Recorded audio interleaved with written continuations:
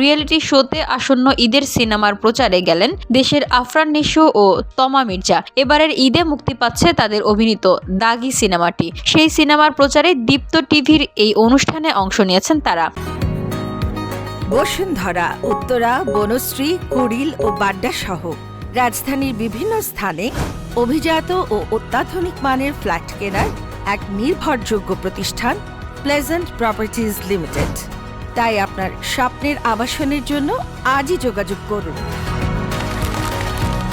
Pleasant properties limited, where destiny matches eventually.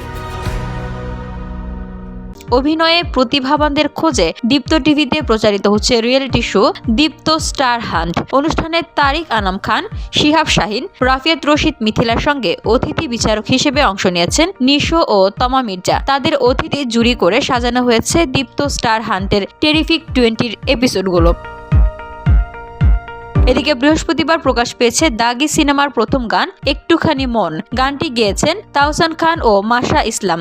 Saadat হোসেনের লেখা গানটির সুর ও সঙ্গীত আয়োজন করেছেন সাজিদ সরকার।